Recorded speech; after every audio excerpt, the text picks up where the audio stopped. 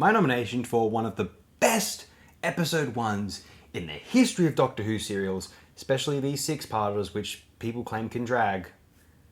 The Seeds of Death. This one is not mentioned enough as like a great Who serial. My god, finest Ice Warrior story of all time. One of the best like Quatermass-esque stories in Doctor Who's history. Well, it's not quite a unit story because it's set in a distant future, a bit like what the 10th Planet had done earlier on, set in the far future of 1986, which classic Who would occupy anyway, which is kind of funny. But no, this one, The Seeds of Death is set in the later 21st century, I believe. Certainly in the 21st century, which is a very far off time in the late 60s, obviously. I mean, we see in the Clarke and Kubrick film, right? That's from the late 60s. Anyway, the point I'm making is The Seeds of Death, episode 1, is one of... It doesn't drag whatsoever. And in fact, this may be one of the few Doctor Who 6-parters, certainly of the black and white era. The colour era was better with it. The 70s was better with it. But the 60s, the black and white era, man, did they have a problem with serials dragging out over 6 episodes. Even ones which are meant to be epic, like Dalek's Master Plan. It's got like, you got like William Hartnell. No, we have to wish the audience a Merry Christmas. I don't know if that's actually what happened, but it may as well have. There's that awkward moment in the middle of Dalek's Master Plan, and given that it's told of reconstructions now, the telesnaps, it's even more awkward. You're like, what the heck is going on? Yeah, moving on. Seeds of Death.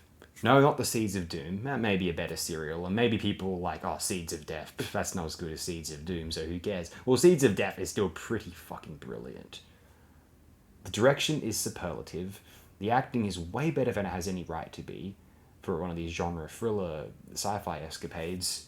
And we're at a point where, like, the chemistry of Dr. Jamie and Zoe, they're probably all aware that, you know, Troughton, Hines, and Padbury, that it's all going to end by the end of 69. Troughton's moving on, and so Hines and Padbury are also going to move on to other greener pastures. Maybe not greener pastures. They were best known for their roles in Doctor Who.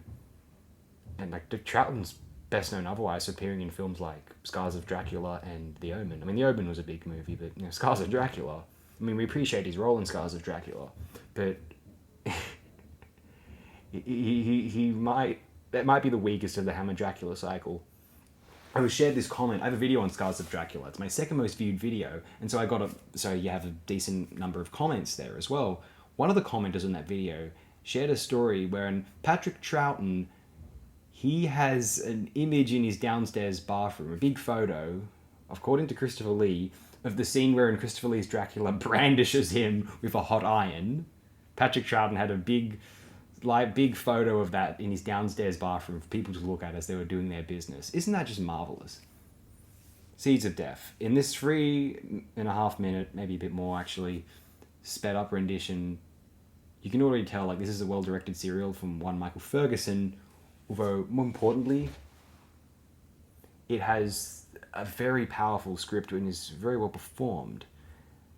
It's one of the least wasteful episode 1s in classic Doctor Who history. You're watching it and you're thinking, wow, this hasn't dragged yet. Oh, well, I guess we'll wait for episode 2 to drag. And episode 2 doesn't drag. And you're thinking, well, is episode 3 going to drag? Who knows? Brian Hayles, I believe the only episodes serials Brian Hayles wrote were Ice Warrior stories, with the exception of the Smugglers, actually. Smugglers ain't so good. You don't want to be credited for that if you don't have to be. I mean, it's not terrible, it's just bland, which is just bad as being terrible in some ways. We'll close it here and we'll talk more about how effective Seeds of Death episode 2 is next time. Thank you, everyone. I appreciate it very immensely.